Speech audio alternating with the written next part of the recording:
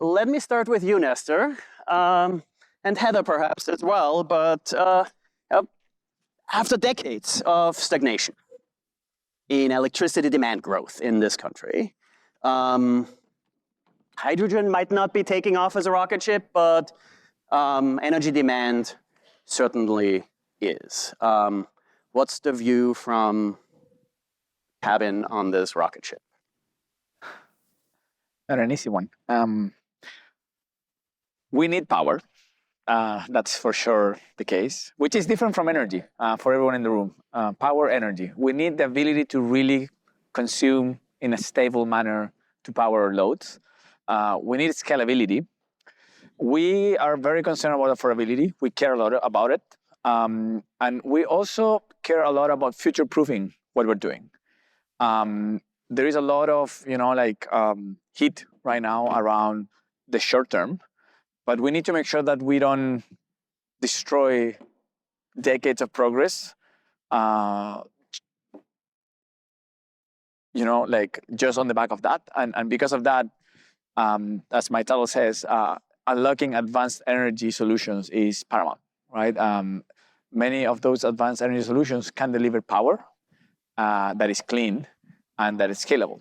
And that's what we need. And you consider yourself to be a driving force? I am an enabler, hopefully. Good enough.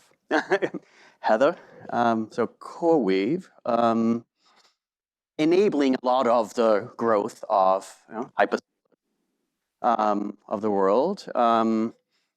You are the VP for Energy and Climate Sustainability, CoreWeave. So it is always this balancing act, right? Between, yes, power, not for correcting me, any form you can get, but yes, there are climate goals as well. How do you think about that balance? I think that using the idea of clean energy is really important, and we have someone on the panel who's working on nuclear, and that's a critical part of the solution is finding clean energy opportunities in the form of nuclear and helping to encourage. I think that's one thing that the administration that we currently have in place in DC is actually trying to help support clean energy being developed a little bit faster than it has been in the last 25 or 40 years. We'll see what happens with that. But I think that is one very important push forward, that the data center growth is helping to kind of move that clean energy piece faster. I'd also say, and we were just starting, Chelle and I were just starting to talk about this backstage, which is sometimes it's not, there's this like sense of you have to just keep building and building and building and building and building. And it's like, also, we're not using what we have efficiently. And there's also like, you can build all, thousands and thousands of gigawatts of generation, but if you don't have a way to get that moving across different places, it all goes to waste. And so there's a lot of efficiency gains that we need to access and find. I think that happens in like collaboration and partnership between CoreWeave and the utilities where we are or where we want to go to help find those efficiencies in capacity and not just generation. Now, Chelle, you're on the other side of this equation. And yes, efficiency, but actually you're looking to build and build and build. Yes. Okay, before we do that, though, I just want to share my job search. So the way I got my first job after Columbia was there was in a classroom, not like this, but I wasn't even in the class. I got myself to attend the class just because I was the topic in the company. And I apparently, according to monopolized all the question time. But we had like a 3-beer lunch and I had a job offer the next day. So I don't have a job to offer anybody today. I'm not, but I just want to encourage everybody to take it all the time to Columbia. It's really one of the best. So you don't have any job to offer before the 3 beer? I was going to say, yeah, but are you free for lunch? Yes, For beer? so that's the real question, but okay. Okay, So, okay. Now I can which was the most important part of this exercise, but good panel, thank you. Okay. Uh, So first let's start with what my role is. I think I am the first commercial officer. It's not I working. think she's going to give you a new mic. Technofix. Okay. Yep. All right. So just to start with what my role is, I think I am the first chief commercial officer at a utility. There's deregulated parts of energy companies that have chief commercial officers, but not the utility. And the reason that role was created is because at Pacific Gas and Electric, we've done the math and we are supporting growth because for every 1 gigawatt of growth that we can attract to our grid, we can reduce rates for all customers by 1%. So this is a game changer for utilities who can get this math to work, right? For 50 years, particularly in California, the utilities were incentivized to reduce demand. And it's actually been quite a switch we have to flip to not just attract demand, but to be able to move fast enough. But luckily, we're in a pretty good situation where we have capacity, and we actually have some energy supply compared to other markets. So part of what I would want to message to folks is people often think it's hard to do business in California, but reconsider it. My job is to make it easier. And a lot of what's important for these data centers to get sited is you need permission from the local communities, and permission to operate from an energy standpoint. So we can be part of that equation to help work with the local communities and the new customers to get online faster. We've heard from Fervo earlier today. Electric hydrogen, there's Bloom, there are many, many others. You're betting your career on nuclear, and on a particular kind of nuclear. When you put it that way. Yeah, I'm not just another... Uh-oh. Did I lose? Is it going out? You're good. I'm okay, great. Not here to sell another technology. We've heard a lot about technologies. I will talk about advanced nuclear in a moment because that's the piece of the story, but I'll step back a little. We were talking backstage before and I told Nestor, thank you for your paper, your 2018 Joule paper, because at that time in 2018, I was inside the walls of Google still, and we were debating what we needed to talk about when it came to power availability.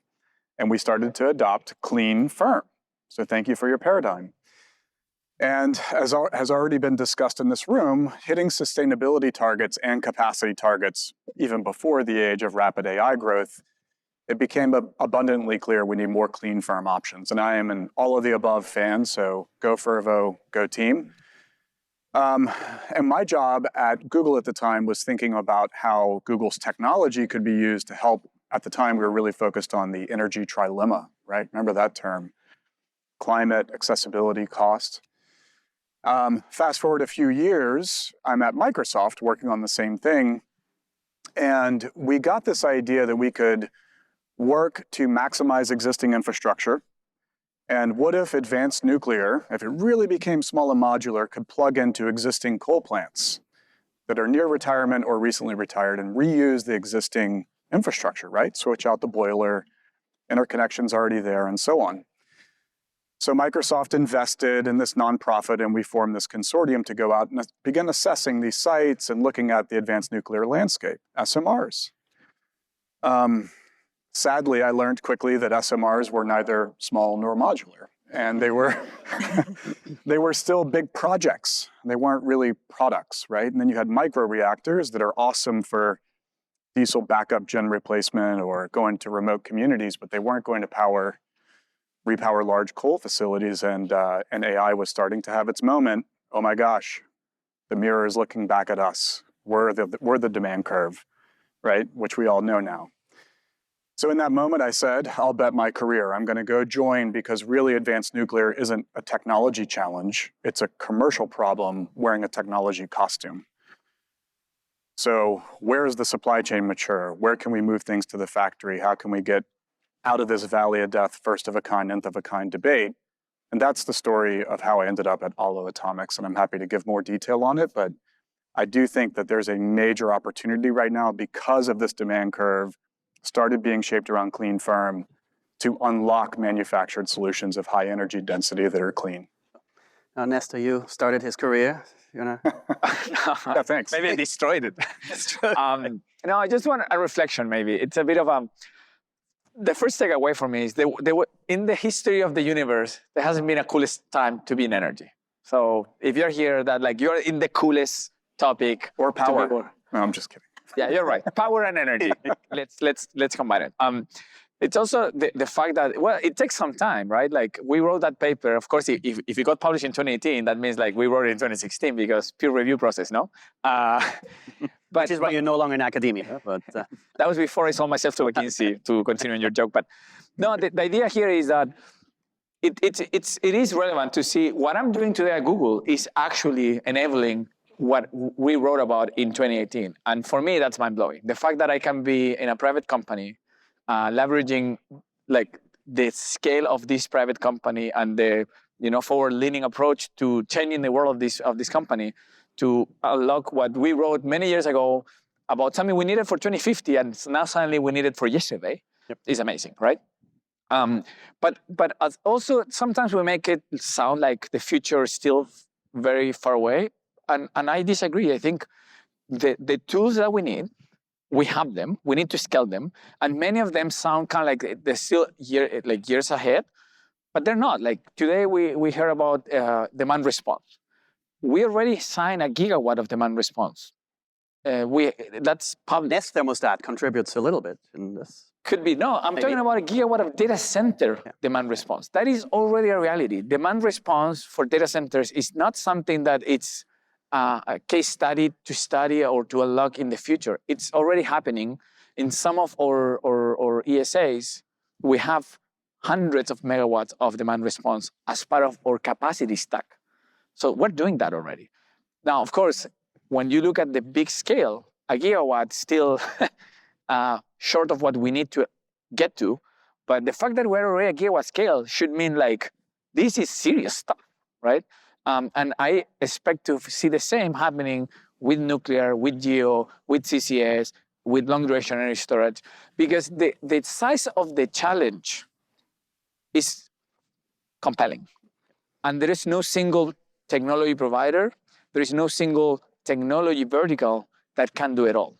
Supply chain constraints, siting constraints, scaling challenges. We need an all of the above approach on everything right now. And so I think that's pretty cool because the space is very opportunity rich. Okay, so we need it all, which might also be a bit of the problem, right? So, okay, you established the term clean firm. Google took them. 24/7 carbon-free electricity by 2030, if I remember, if it's still up on google.com's website. So 2019, I believe, emissions have gone up 50% since at Google, right? Google's emissions since 2019. How are we doing on the climate goals, and not to just put you on the spot, but right, what are the trade-offs here between speed and clean? That's the easiest question of the day, so I'm going to take it. I think we continue to make progress, and we're working on bending the curve. I think, of course, the need for capacity creates new challenges as opposed to the world where we just needed the energy component of it, and the capacity was kind of like already taken care of. Yeah. But that doesn't mean that we're not pushing. And we're pushing the boundaries. We're pushing new models, right, to enable that trend. I mean, Google has been carbon-free from like the standard approach that most companies use for ages now. But if you want to send the right signal to the market for the right set of investments, right, you really need to add that like temporal value of the attributes, such that the storage gets deployed. The value of something like nuclear or geothermal or CCS is probably recognized, and we're doing that. So I think I'm hopeful. I think that's the answer. I'm hopeful. I wake up every day thinking that the challenge is huge, but for me it's not a bug. It's a future. It's because of the size of the challenge. Is that also the size of the opportunity is so big, and we get to do all sorts of like all the different things that we get to do. Yeah. Sure. I want to emphasize how important a gigawatt of demand response flexibility is. My job I took after Columbia was at a demand response company, and we could never get data centers to do demand response way back when, right? So the landscape has really changed, and it's because of the desire for speed to power. And it's not so important just that it's 1 gigawatt, but it's where it is. So you don't have to have a one-for-one flexibility of it's a gigawatt data center, you need a gigawatt of flexibility. What we need to understand is the particular choke points in our system and where and how much you need to open up this capacity. So we and other utilities are working with hyperscalers to figure out how they can be part of that flexibility. Not on again? Now it is. Now it's on? There you are. That's just kind of off your voice All right. capture zone. All right. Better? There we go. Excellent, thank you. So utilities can work with the hyperscalers to figure out where we can find that pinpoint capacity, which could be on site or it could be in homes and businesses nearby where we're creating distributed capacity that is unlocking the larger capacity. We're also doing a much better job of ramping up the loads so that it's not all at once. That also helps us catch up. But I think the other thing I just want to put a plug in for is there's a lot of debate about grid connected versus off grid that was mentioned in the earlier one. One of the things that is easier if you are grid connected is integrating renewables. So in the California grid, we've brought on 33 gigawatts of solar and storage in the last 6 years, 7 gigawatts in the last year alone, and 16 of those gigawatts are storage. So when you have a grid that can be flexible like that, it also makes it easier to bring on these loads. So that would be my 2 concepts. So Heather, I'll call on you in a second, but when you say 1 gigawatt now being deployed forward-looking, is that also mostly solar? Or is it gas? Is it any kind of? Sorry, the gigawatt of demand response or the, no. So new power, right? Yeah, So new power. generation. So we brought online 7 gigawatts of solar in the last year solar in alone, California. how Just much? solar. How much else? And well, we also have, I have to have my cue card here still because I'm relatively new, but 22 gigawatts under contract between 26 and 30. So in contrast to other markets, California is actually in a pretty good situation from an energy perspective. And because we've been, because of where we built the system, we also have capacity. So we have both. Heather, you want? Because I went to SEPA, we have to talk about policy and regulation Thank right you. now, okay? So I think this is like all of this is happening and it's really landing right now in what's going on in PJM, which is, I'm sure that no one is following this in this room as closely as I am, but what is happening, and I think we are like clean and firm, we've like really talked about that a lot in this room. Firm power is going to get harder and harder to get, whether it's dirty or clean, right? It's just going to be hard to find that firm power. And so we are going to have to get more flexible in having interrupted and curtailed power, which is another, demand response is kind of in that bucket. Only in demand response, you kind of get to set some of the rules. And then when it's curtailed, like you don't set the rules.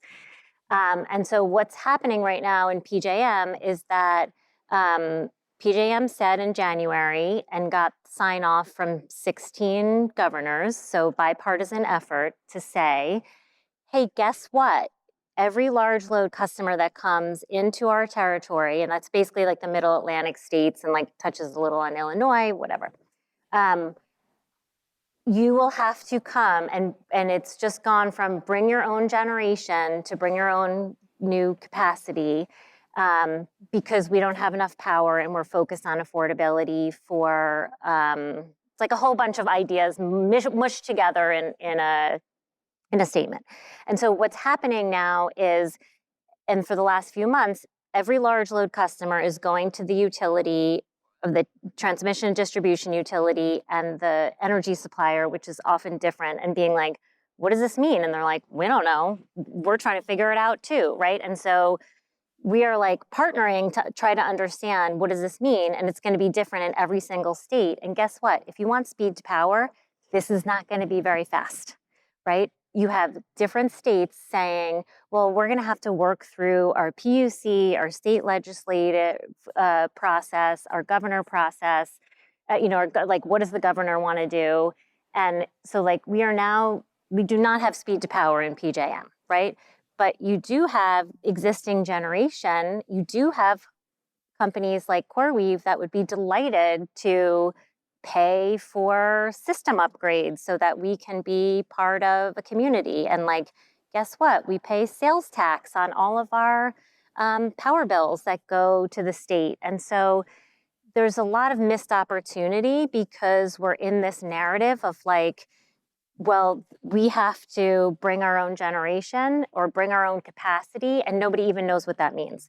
And so just to land the plane, like the next step of that is the FERC chairman has come out and said, if you guys don't figure this out, like I'm going to come and step in and deal with this. And so, politics aside, it's probably you get to speed to power and you get less interrupted, less curtailed power, more firm power with the opportunity, if it's written correctly, to say that new capacity that comes online, if we have to build, it should be clean, or we should have to have demand response written in there. And everyone who's a new large load is going to have to manage potentially being interrupted or curtailed. And that's just where the sector is going. So there's an amazing opportunity here to like drive to clean, drive to efficiency.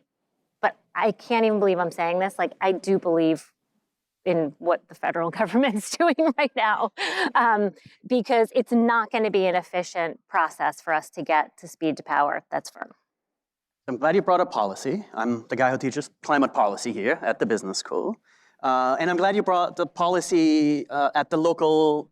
But also to say that like so much climate policy, that's not climate policy, that's policy. And if it doesn't get written it's in the weeds, right? properly, then like it's a missed opportunity. Yes, and he's not jumping up and down, 3,600 of my closest friends and colleagues, economists, all sign letters saying we need a carbon tax.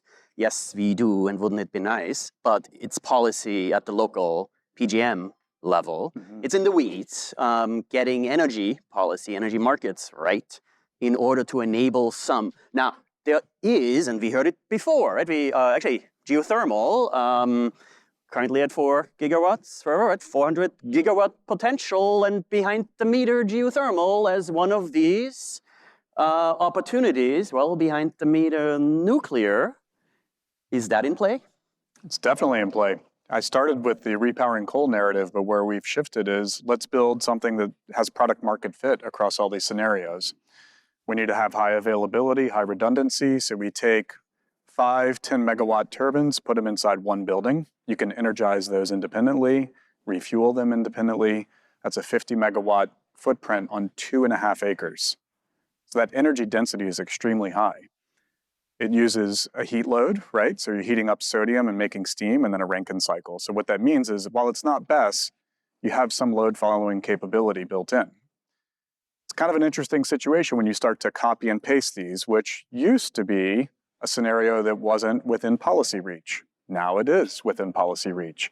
So do you want behind the meter or interconnected or bridge to power, bridge to prime?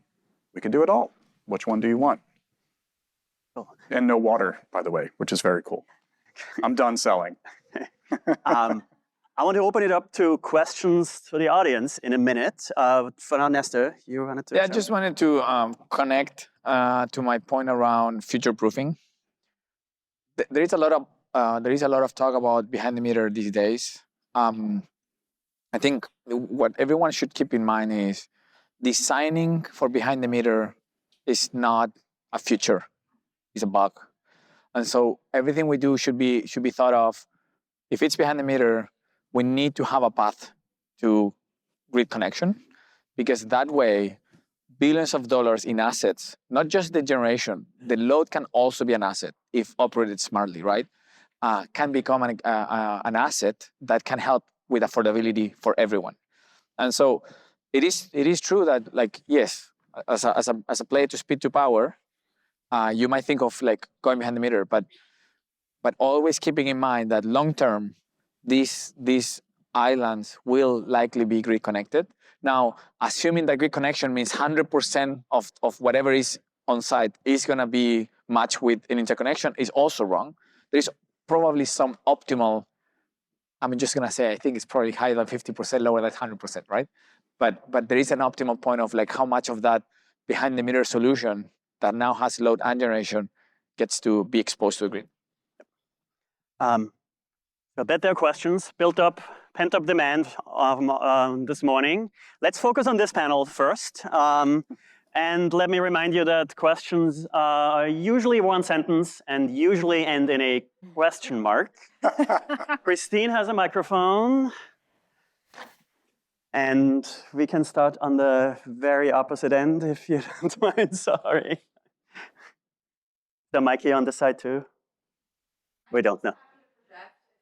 Project is good, but there is a recording. 2 seconds, here we go. Hi there, my name is Elizabeth Calamaris, and I am a part of the new climate finance program that was launched this year. My question is directed mostly at Heather, but I'm curious to get everyone's take here. You mentioned a lot of fragmentation in terms of how different states were interpreting PJM directives, and I was curious if folks are seeing a larger move in the market to collaborate, to align, to try and gain more clarity where PUCs and policy tends to move a bit more slowly. Thank you. So much collaboration. It's just constant. I've never been to New Jersey so many times in my whole life. Yes. Because you can't do these things alone. You have to be like almost like radically collaborative with people who you're like, and then I'm gonna buy very expensive power from you, but we still have to go and do this thing together. And you can't avoid it. And it's a good thing. And on the exact opposite end. Okay, show of hands, any other questions? Okay, but yeah, let's start over there. Sorry, Christine. You didn't plan on a workout this morning.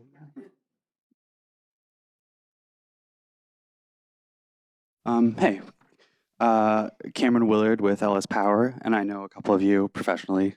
I am going to ask a LS Power biased question, which is for particularly Heather and Nestor. How do you guys think about the way you can work with utilities as a partner versus independent power producers as a partner? How do you balance that consideration? I think, Chelle, that's also an interesting question for you because PG&E is in a deregulated state, and so there's a little bit more kind of collaboration across the generation space that you're doing. So we'd love to hear your thoughts as well.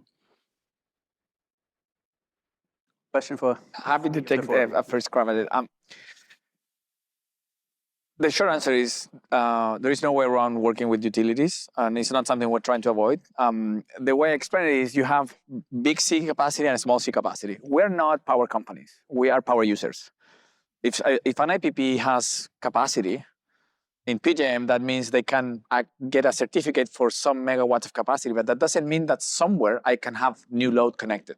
That's where the utility comes in. The utility is the one that takes that big C capacity piece of paper and transforms that into a small C capacity, like, go there, this is where you can actually like add load and be a customer. And so we work directly with IPPs, structuring things, but eventually, either in the markets, in the ISOs, or in places where it's vertically integrated, you need to have the utility, the one that owns the cables, to transform that big C into a small C. There is no way around that. I would add that the utility relationship, and again, this is what we were just talking about backstage, is like utilities can identify, and IPPs can too, but utilities can identify like, hey, there is powered land that you should go and be on to do this thing, right? Instead of like what I think has been happening in this industry is the other way around, which is like, I have land. And then like someone's like, well, is there power connected to it? 6 months later, and they're like, oh yeah, right. So it's like, how do you flip that? And that requires a really good relationship with the utility. And I can build off, is this working? Yeah, I can build off that. So in our first 2 cluster processes, that's what happened. We were order takers, people were coming in with where they wanted to be, and we quickly kind of filled up capacity in those areas. But this last cluster, we gave direction to the market and we said, here are the substations where we have capacity. Please go look over there, right? It's cheaper and faster for everybody. So that is one form. The other form of, I like the radical collaboration, is we really need to be getting, not just talking to the developers, but talking to the off-takers, because we have to make sure that this works for the communities and that it is, our mantra has got to be rate reducing load growth, right? We have to be able to demonstrate that it is not increasing the rates for customers. And so the more that we can partner in advance and figure out how to find some flexibility, sometimes that is bridged power solutions, flexibility, whether it's compute or VPP or on-site, and sometimes it's negotiating over those ramp rates so that we can bring more sites on. Like we work very closely with the city of San Jose. They want data centers. It's the lifeblood of their community. And so we all the time are talking with them about how do we get the most load on fast. I just want to introduce one comment. When I accepted the invitation, thank you for the invitation to be here, I saw a deal stack, right? This is how the deal stacks come together. And what I'm seeing increasingly is a utility says to an Allbirds, I wore the shirt, the shoes as a joke, now an AI infrastructure company. And utility stock popped when they announced. That's right. That's why I bought these for $39 before. Yeah, utility says we can put whatever 50 megawatts here, and the CoreWeave, or Google says I'd like it to be a gigawatt, please, and then a bring your own generation conversation occurs, and we come in and say we can help you get to that. Fastest path to a gigawatt from nuclear is actually a bunch of modular units, we say, but then you want to go from big C to little c, so you'll pay the upgrade yourself for the enhancement, and now you have a deal stack where bring your own generation is playing out nicely with modular capacity add. Just to comment on it, this is already in the public domain. The DTE announcement in Michigan, we're bringing 2.2 gigawatts of capacity to enable or load. That is going to be sleeved through the utility. The utility is going to serve us. I cannot get into the details of the deal for obvious reasons, but that shows what we did with Fervo in Nevada, for example, is a similar thing. The CTT takes or contract or contracted price is taking the energy, but it's energy and capacity that is already hedged for the ratepayers. And in other locations, we actually work with co-ops, not just utilities. I think we should expand the definition. Load-serving entities. Mm-hmm. There are some load-serving entities where we are 80% plus of their load, and we work with them to unlock new generation, and then they move that generation to enable more load. And of course, behind that model, there is a lot of risk that is on us, because we cannot put that risk on a small hub, right? Yep. So those things are happening. I think that the pace at which we're going to see more of that happening is just going to accelerate, because people are going to realize that we are, for the first time, in a bit of a different configuration where you have a very big customer where you can point to for that generation that is needed, right? And in the past, maybe that wasn't the case. Yes to collaboration, and I guess the pressure's on. We have 5 minutes left, as long as we strike a deal here by the end of those 5 minutes. But we might have time for 2 more questions if we stack them now. Christine, we're middle right, thank you. Hi, I'm Waynard, and I'm a Columbia Business School graduate. A question for you, Chelle. California has deployed more renewable solar and wind than any other large state as a percentage of the grid, but sometimes it's too much. California has to pay utilities in other states to take that power, and of course, that's not great for ratepayers in California. So are you having success in curtailing that practice with battery storage or other techniques? So I don't work on the procurement side to know specifically how we're managing that. But if we have more local load that can be flexible or that is timed with that generation, right? That is one way to do it. But it's also why we have 16 gigawatts of storage now, right? That is another way to address that, if that answers your question.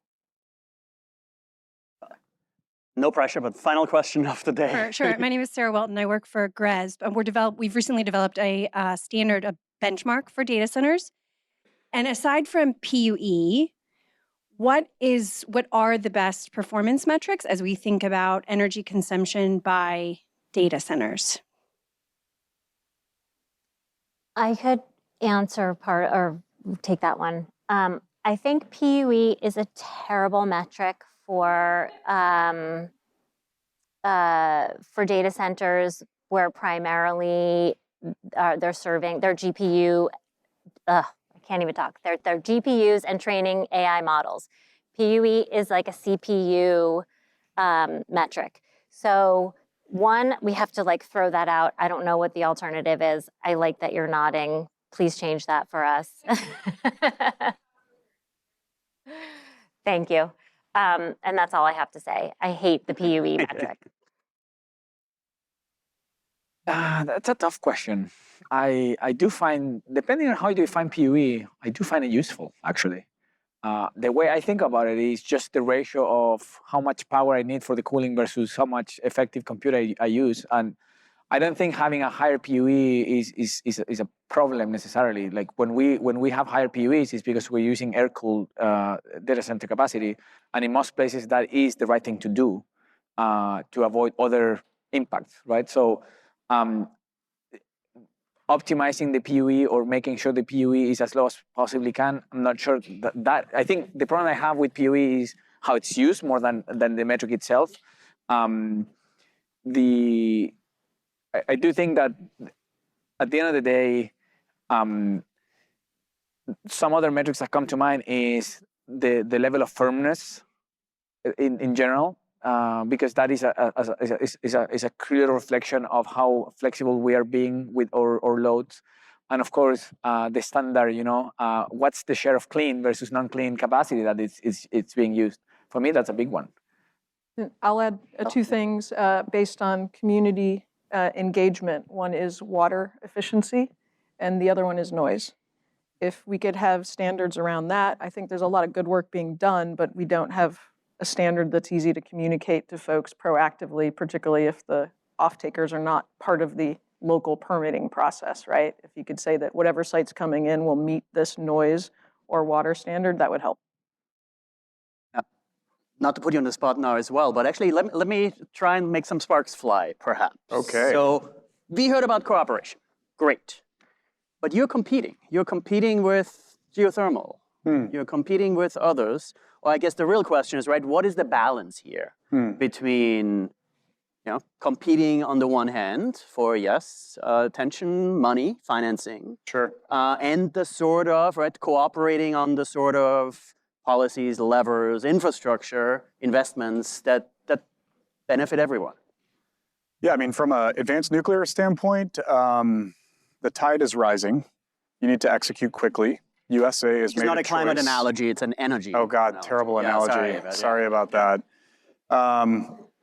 In a good way, the boats are floating around advanced nuclear. There are many that are competing, right? There's probably 80 or so companies. Good luck keeping track of them all. But we've made a choice as a country to be private sector led, public sector enabled. And so capitalism is at work, and we're not having any trouble raising the money we need from the private sector to bridge that valley of death.